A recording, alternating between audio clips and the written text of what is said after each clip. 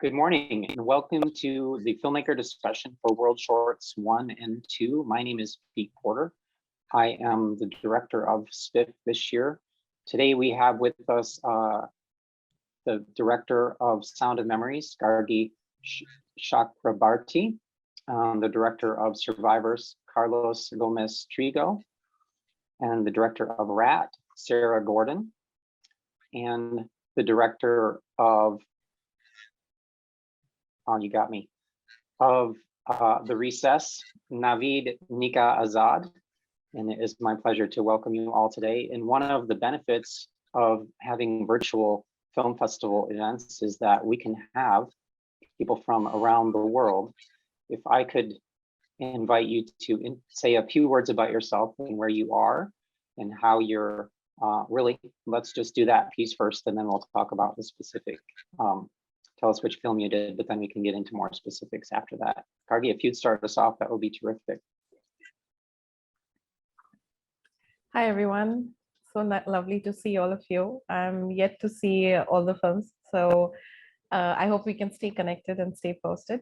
So I'm an Indian filmmaker by birth, and I have been living in the UAE for the last 6-7 years. And I have been working in films as a producer, as a writer, as a researcher for the last 5-6 years. And this is my first directorial short. And I hope you get a chance to watch it. So yeah, that's about it. Right now, though, I'm traveling in India, and for me, it is past 11:30 in the night. So that's what it is. All right, thank you, Gargi. We're so happy to see all of you. Yeah. Carlos? Yes, okay, my name is Carlos Gomez Trigo. I am the director of the short film Survivors. I'm from Spain. This is my third short film. Normally it takes me a lot of time between shorts and shorts. It might take me like 3-4 years. I guess it's because the lack of money. And I'm work normally as a producer and director, like in commercials, and then of course in my movies. So thank you so much for select the short, and I would love to watch all the shorts because it looks like a really nice lineup. So thank you. Thanks, Carlos. Sarah? Hi, everyone. My name's Sarah. I am from Belfast in the north of Ireland. And I am a writer and director. I've written a few shorts before that have been made, and I have co-directed one previously with my husband. And this is the first solo directing credit that I've done. And I also, as a day job that pays me money, work in TV and film, which is very useful when you're trying to make a short film for no money at all, because you have friends that you can call on to help. Great. Thank you, Sarah. Navid. Hello. Hi. My name is Navid Nika Azad. I'm a film director from Iran. My film The Recess is inspired by a true story, the tragic death of Sahar Khodayari, known as Blue Girl in Iran. It's a real honor to be part of the festival and specifically this meeting. Nice to meet you all. Thank you, Navid. I appreciate it. So I have been the director this year, and we had an amazing number of shorts.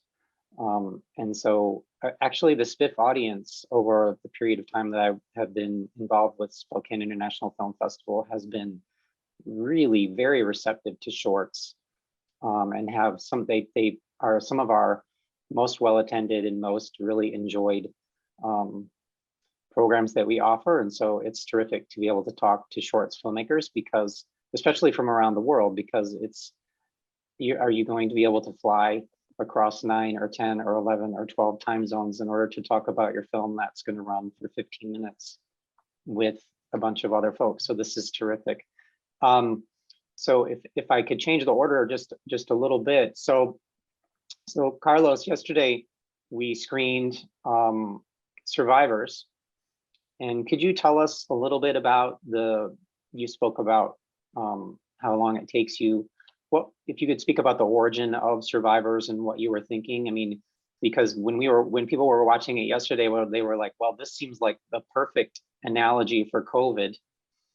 And I'm guessing if it took you 3 to 4 years to think about survivors, it had nothing to do with COVID. COVID just kind of came in and filled this idea for an analogy that you had created, the metaphor that you create in survivors. Could you speak about the origin and what the film, what you had in mind? What's the feeling or the intuition that you had as a filmmaker about why this was a story you needed to tell? It happens in so many places that they talk that survivors is because of the COVID-19, and it's like no. In fact, I think I wrote it in 2018 or end of the 17, and we filmed it in November 2019. So then COVID came, and it took like the first 6 months, half a year of 2020 is when we were working in the post-production and everything. So it's not related at all. But yeah, it's funny because then you can see some aspects and, as you say, like analogies in the real world that happen with some attitudes of the characters. But the origin of the story comes from conversation with different kind of friends about how dumb we're getting as a society, getting worried for things that are not important at all, like I don't know, social network like Instagram, Facebook, watching all the time TV programs that, to be honest, they don't do anything for nothing. So I was thinking, okay, if we could reset society from the scratch, will we deserve a second chance? So this kind of sentence or like a hypothesis, I start to work over it, and they said, okay, let's create a kind of world where this thing can happen, and let's see if we deserve or not this second chance.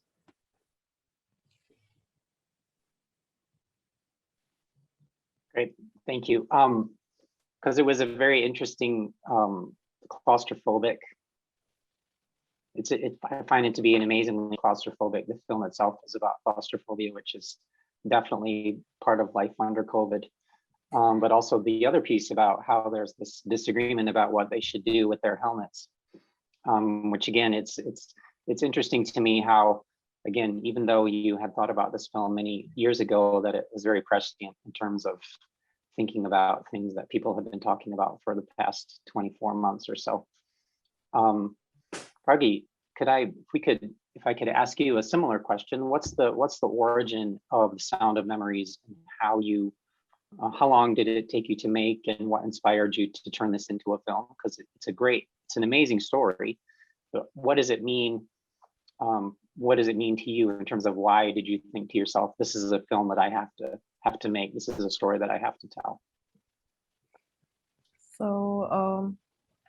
So the thing, what happened was I started thinking of making a short film sometime in 2019. And then, I did this whole background research about, how do we consume audio? I mean, that's where it all started. And as I said, I was talking to you just some time back in this conversation, I said that UAE still has a large culture of people who listen to audio tapes and cassettes, which is very, very interesting. And you actually have stores which cater to this sort of people. And then what I was thinking is, and then my grandmom passed away beginning of 2020. And so I was already on, in this journey of finding where I could take this. And then as I told you, my mom used to make these audio tapes where she used to record along with the letter, she would record my voice and her voice and kind of send it along. Because in early 90s, telephone calls were still very, very expensive, especially if you're staying in a different country. And I was just looking for people. I just, did a whole, just kind of sent out feelers on groups on Facebook, trying to see who would have tape cassettes with them. And in case anybody remembered doing something similar.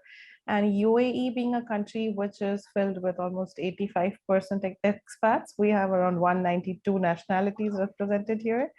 So you can imagine the number of responses that I got. And I mean, I could have made an entire story out of the number of responses I got of people who remember, being in Canada, sending tapes across to Middle East, or people in Asia sending something across to, to UAE and, India and all of that. So it was very, very interesting, but then it was a challenge to find out people who actually had those tapes, because we were all expats there, and then there was COVID and all of that. And the reason also the way I filmed my film was because of COVID, and I had to kind of go an interesting way and figure out how I could, shoot it without having people involved. So a lot of the stuff that you see was creatively shot in a closed location with just me and my DOP and one person who was, doing the sound and, the gaffer, all of it together. So just like a 3 people on the set sort of a job. Yeah. So that's how it all started. And I think the way I've told the story, I've tried to at least make it resonate with everybody, whoever got in touch with me, reminiscing about the cassettes that they recorded as kids.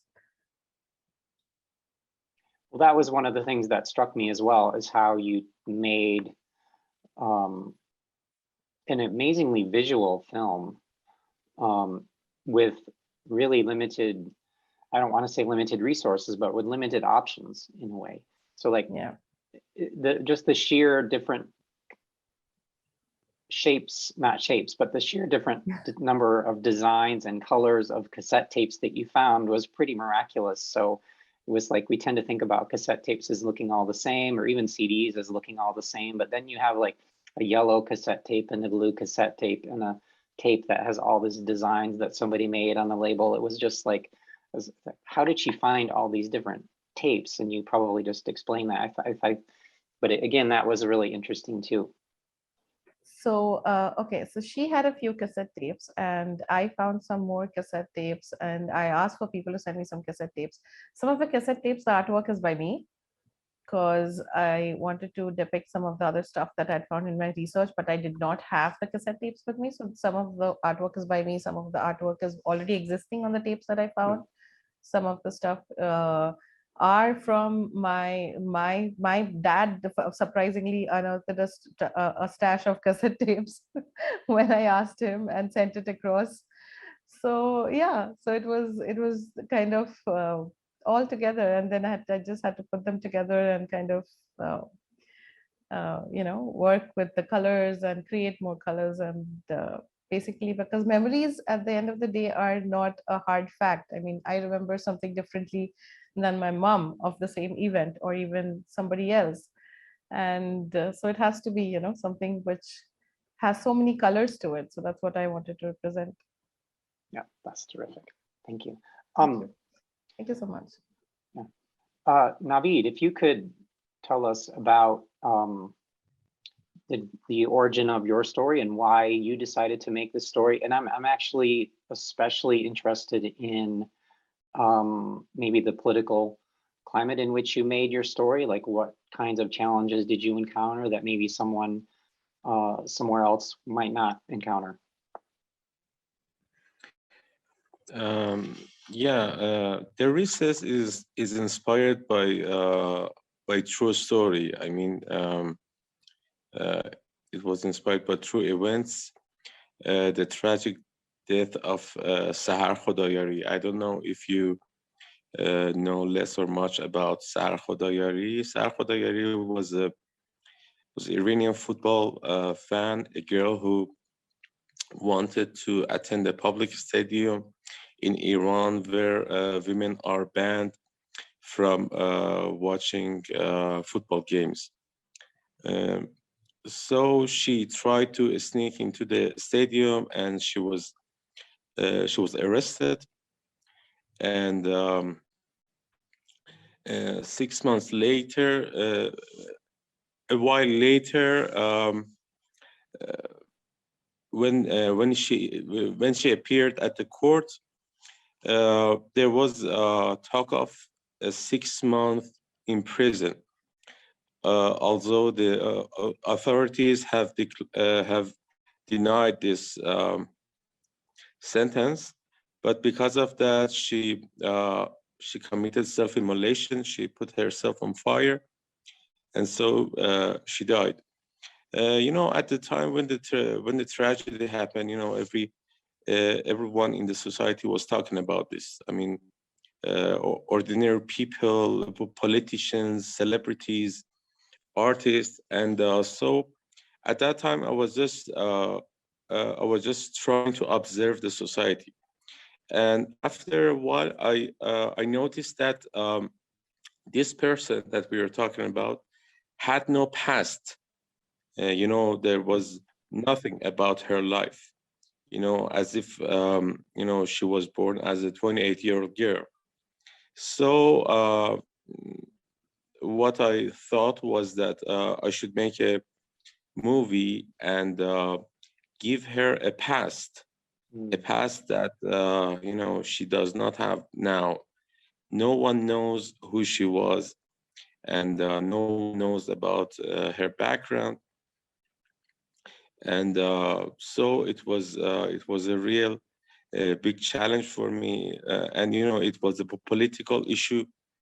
And so you know, when in Iran, when filmmakers want to think of political issues, they are a bit afraid, because they might think that if I make a story about this issue,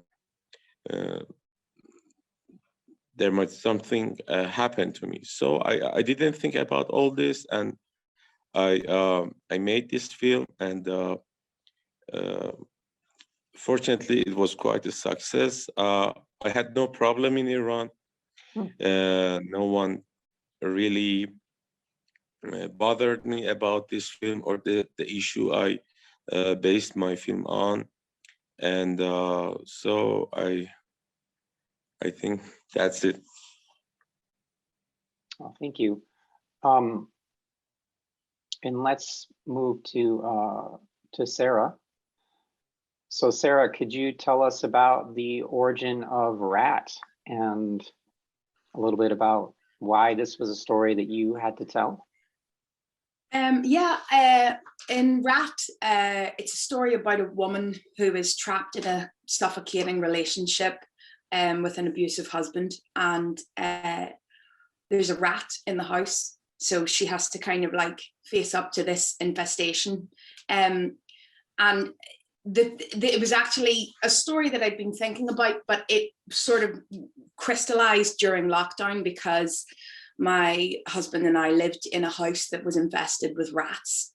And these were like I had never seen, I mean, I'd never seen a rat in real life in a home context. You know, you see them in the street or whatever, but like these rats were like huge. And we could hear them scratching in the walls, and it was like it sounded like they were moving furniture. They didn't sound like they were so loud, and it was really oppressive, and it felt so invasive, and we felt like, you know, somewhat our space was being threatened, and nothing was safe. And at the same time, we lived in a housing estate where the houses all backed onto each other. It was very small spaces, no back gardens, and we could hear other couples arguing. With the windows would be open, and I would hear, and there was a couple that used to fight really aggressively, and a couple times I was really scared about what was happening in the house. And I just was thinking about what lockdown does in terms of people being trapped together in a space. And although the film isn't at all about lockdown, it's not about COVID or anything like that. It's just about the idea of being trapped in a situation that you don't feel you can escape from, even though you can theoretically just walk out the door. You know, there are other things that trap people in a space, and sometimes it's their own heads. You know, it's or an abusive partner.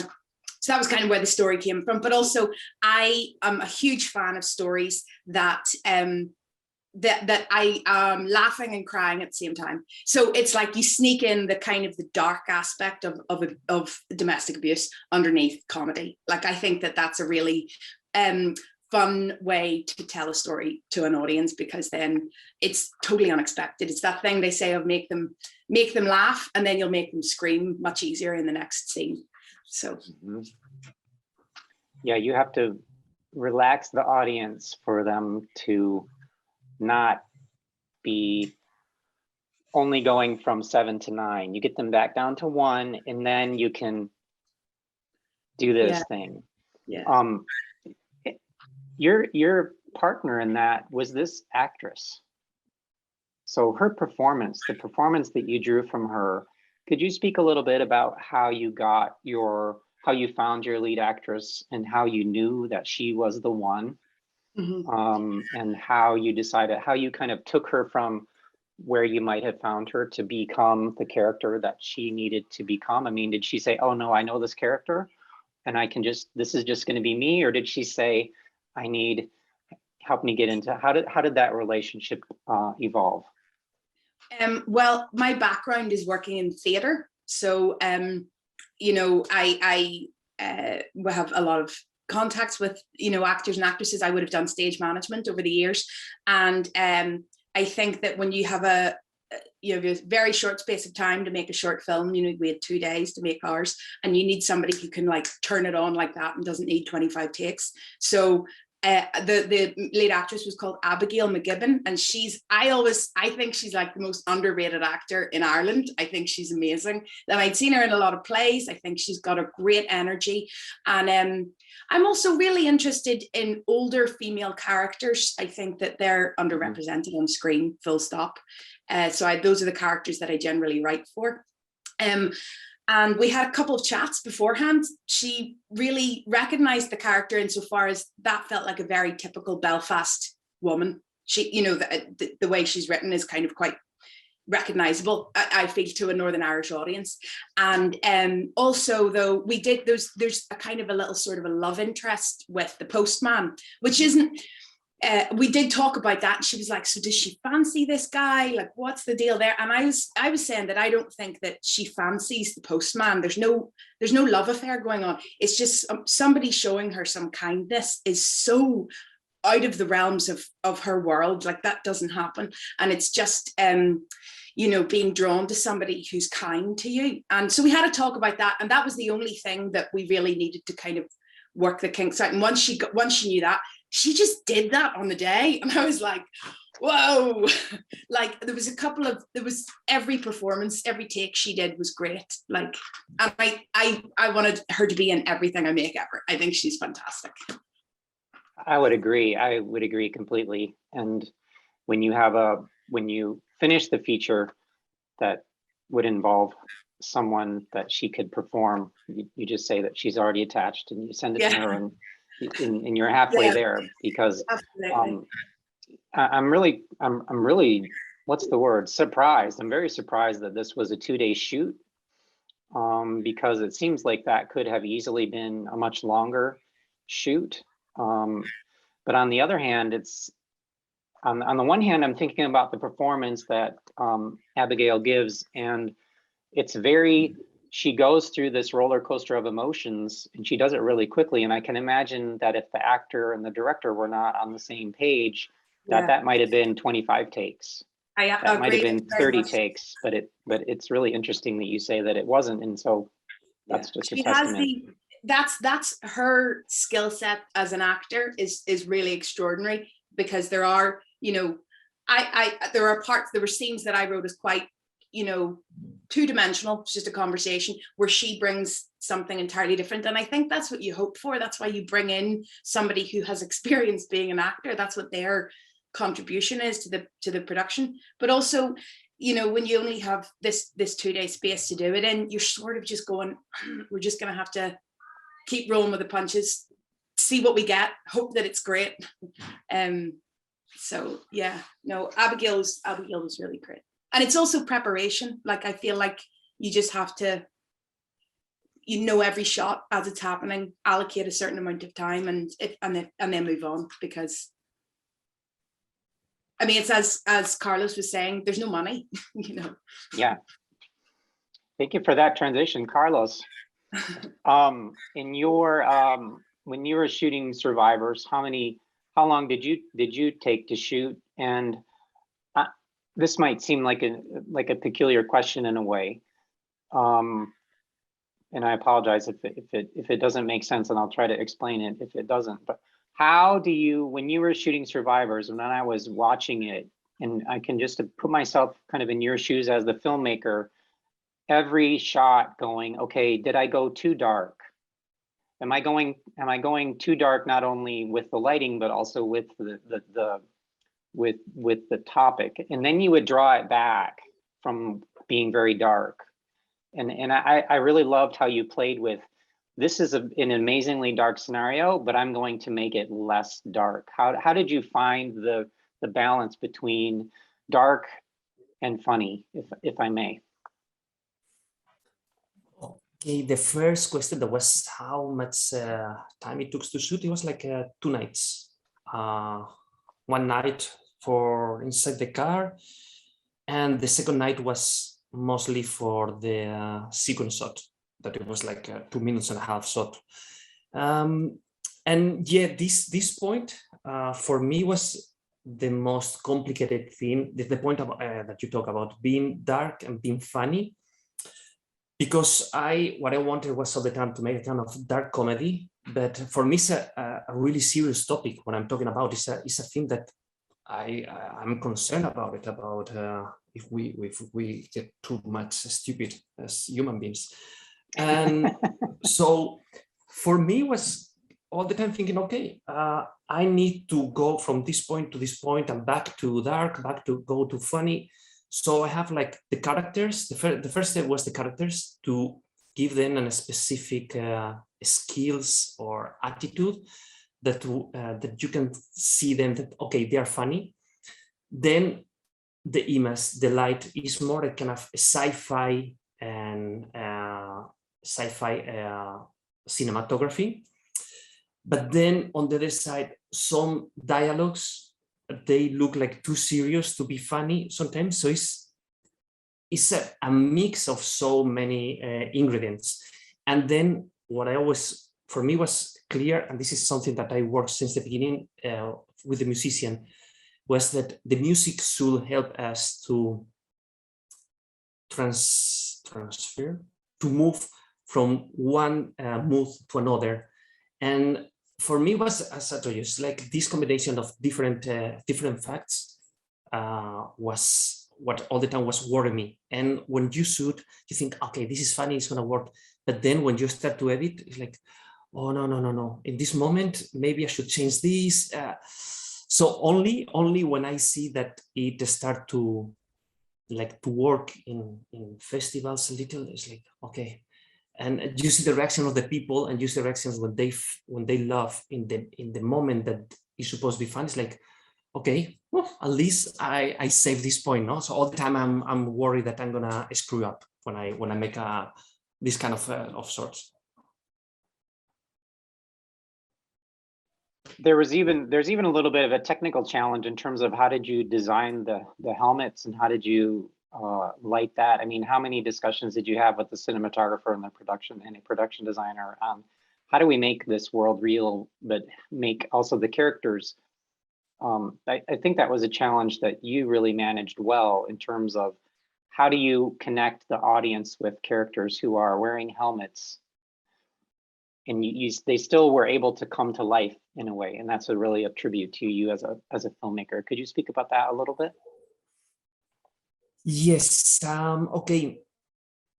Yeah, wearing helmets most of the time, because the characters wear helmet most of the time. This is something that was also like worrying me, in terms of that we need to see their faces. We need to see the expression. So with the director of photography, is Marino Pardo. That is he's amazing. He decided, okay, let's put LED over the helmet. So it's going to work like a frame inside the frame. So the other part of the frame is going to be dark, and we can be able to see their expression. And also they make a kind of loop in the movie. And then the next person, that was Noelia Lebrato. This is the I don't know how to say in English, the designer, custom designer. Even in the screenplay, I have some helmets in my mind. She came up with other ideas, like one of them is wearing, I don't know how they call this, like the guy that take the honey from the bees, bee recollector, I don't know it's called. So they have a specific custom. As I say, why don't we try this? And when I say like, oh fuck, this is amazing. So as is, I guess that we all, that maybe we can all agree in this, is that, well, this is how I see cinema, is that you can have an idea, but you really need the people that surround you to give their different feedback, because they're gonna make everything so richful and with a lot of more details than I have in my mind. No, so okay, I don't know if I answered your question. No, that's terrific. Thank you.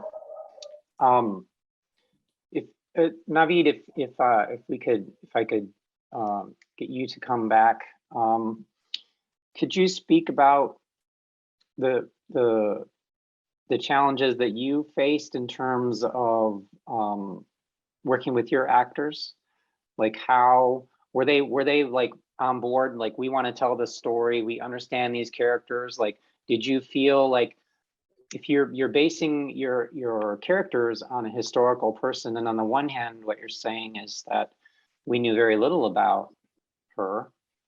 So does that create more pressure or less pressure for you as the filmmaker? Like, in a way, your film is filling in the story for this person, this very important historical person, in my opinion. And so how did you think about that? Like, what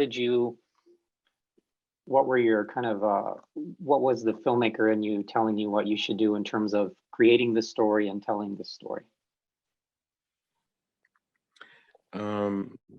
You know, at first, I really didn't have enough time to, you know, to rehearse with the actresses, because at that time we wanted, you know, to send the film to Berlinale, and we didn't have quite time. So, you know, maybe the process of writing the script and when we shot the story, it was like quite 1 month. You know, we only had 1 month. So you know, we just talked about it, and you know, because we all knew about this person, Sahar Khodayari, which we based our story on, but we decided not to collect information about her, and so we tried to you know, to put our personal ideas into this character. So, you know, I always think of my film as a film about a girl who wants to go to a public stadium where she's not allowed. And but we based our film on a true story, on a tragic story that had happened. You know, I really, you know, in my style of directing a film, I really rehearse with the actresses really a lot. You know, I put, even when I am shooting the scene, I put a lot of time into rehearsing the scene. So and that made the shooting process quite long, because we had 9 days of shooting. And so and at the end I deleted 4 minutes of our final cut. So but we really tried hard. You know, there was we you know, I as a director, the actresses as the performers, we all put ourselves into what we had to do. But, you know, and our actresses weren't, you know, professional. You know, they were not professional. So we had to, you know, rehearse the scene a lot, and we had to talk about it a lot. And or, you know, the location when where our story happened was all in a classroom. So it, you know, as a director, it was a hard job because we shot more than 80 scenes, and in a, you know, very limited space. It's a really hard job because these characters was you know, like moving around in the class, and so it was really hard to shoot the film, but I think we did it. So Sarah mentioned that she's working in film and theater. Are you making shorts exclusively, or do you have another position in film and media industry that you do on a regular basis? You know, right now I'm just thinking about filmmaking, but I've been a professional film editor. You know, I have edited like 7 feature films, and you know, I have written some shorts, and you know, I when I started working like 20 years ago, I was a journalist. You know, I wrote, and during the last year, I was really I got really interested in you know, in the news pieces, and so, and you know, in Iran, because of the subject of my film, many news media organizations block our film. They did not publish the news of our film, so I had to learn a lot of things to not let these organizations block my film. You know, I learned to design a news website. I learned SEO. I learned to, you know, develop a complete news website, and you know, even the subject of my film, even my film comes from my background as a, you know, as a journalist. So I always try to learn new things. You know, it's not important for me if they are relating to my line of work, but I try to read a lot. I try to learn new skills, and I think as an independent filmmaker, I should know a lot of things, because you know, we can you know, make our story like a big budget production. So I think each person should know like 5 or 6 or more skills to make it you know, less to make it more doable. Yeah. Thank you for that. I found that many filmmakers who come from a journalistic perspective are really interested in creating the kind of film that you have created, which is this happened here. This is not something that it's not a work of fantasy.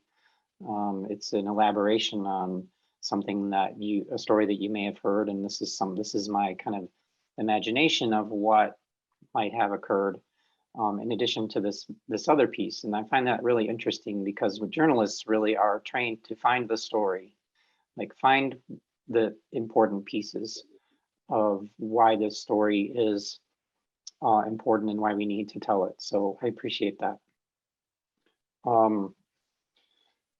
So if I could ask that question to the rest of you, and that would be terrific. Who would like to volunteer to tell us what's next for them? I will let's go with Sarah to tell us what's next for her. I got a little bit of funding to make another short, and it's about 2 people who accidentally try and rob the same shop one night.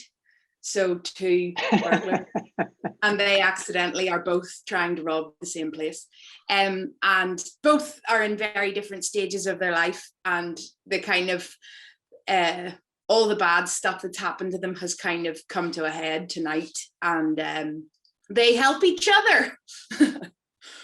So that's it. And also I have some other writing projects on the go that are sort of, as I'm sure the case is with everybody, you're applying for development funding, or you have writing that you're like hoping will sometime turn into something in 6 years. So I have plenty of those. Yeah, it's always good to have a pipeline, for sure. So if you the story that I heard was if you walk into if you manage to get your feature-length screenplay in front of a green light committee, you want to be prepared for them to say, and where's the next one? Yeah. So that's always a good idea.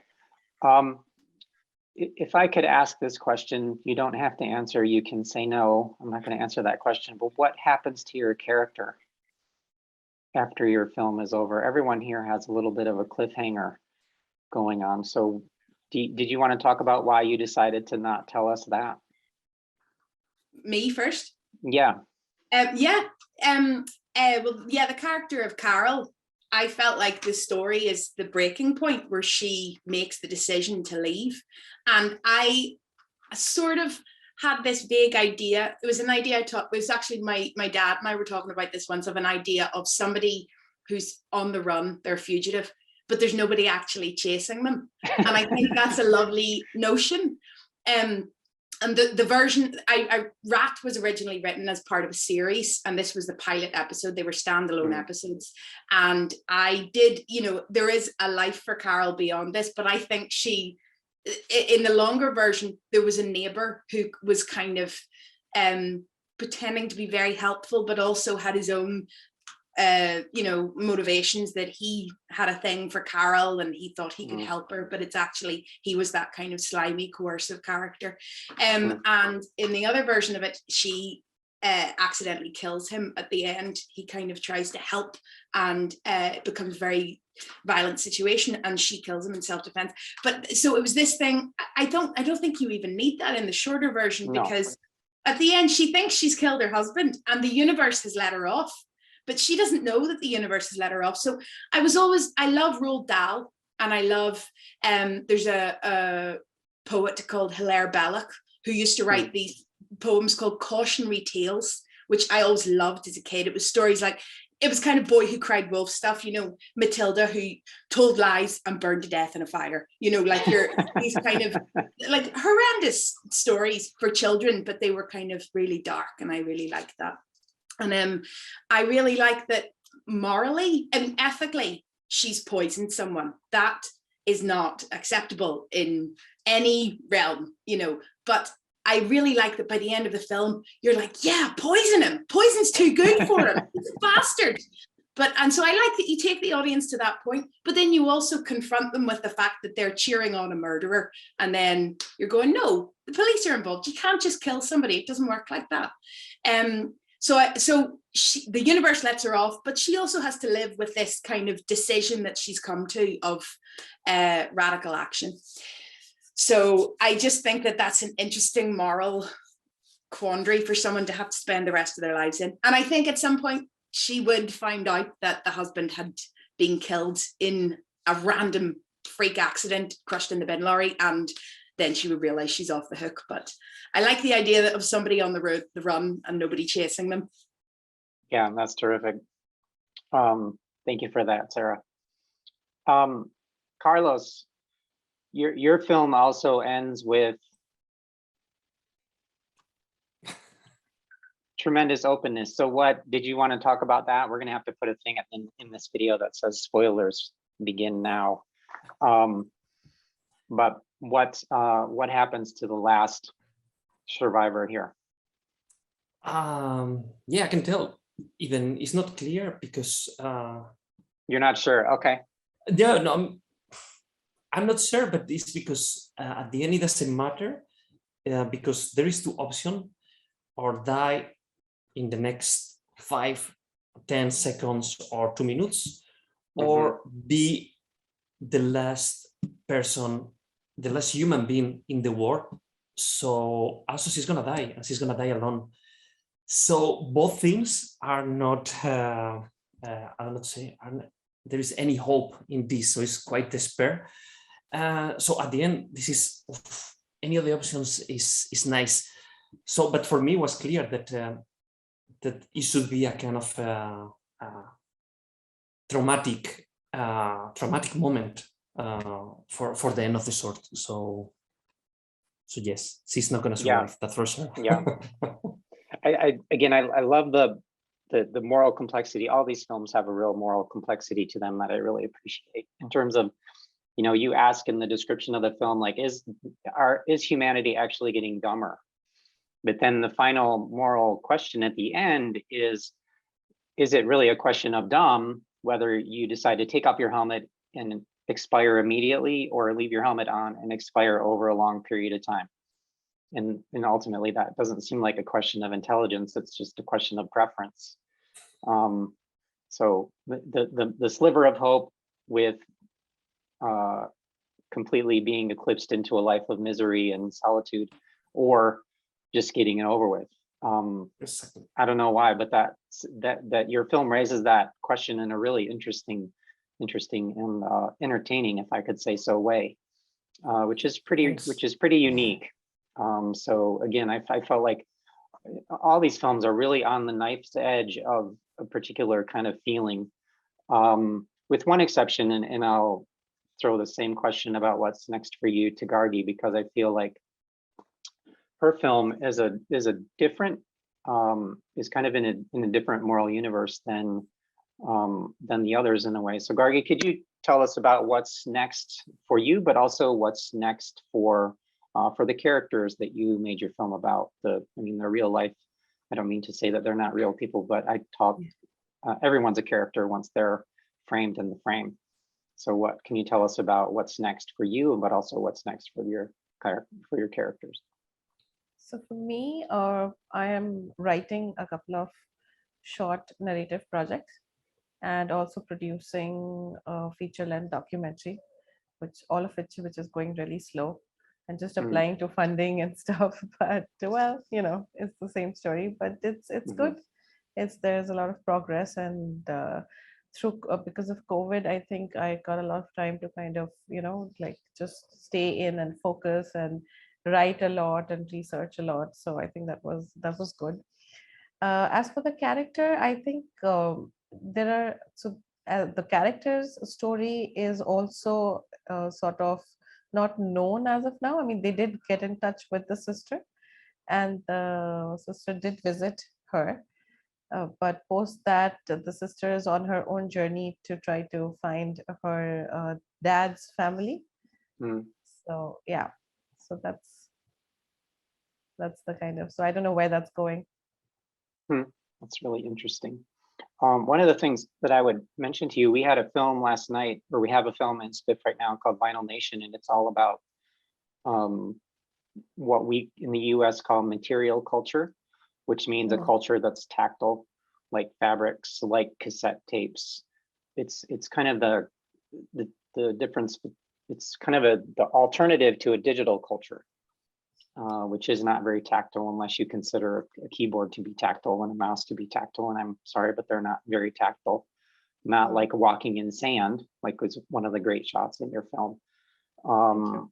And also about, having the headphones on and listening really closely and just kind of experiencing your body, which is really interesting, experiencing the world through your body, which is one of the things I felt like your film did really well, in terms of communicating that, again, with the really close-up shots of the tapes and things like that.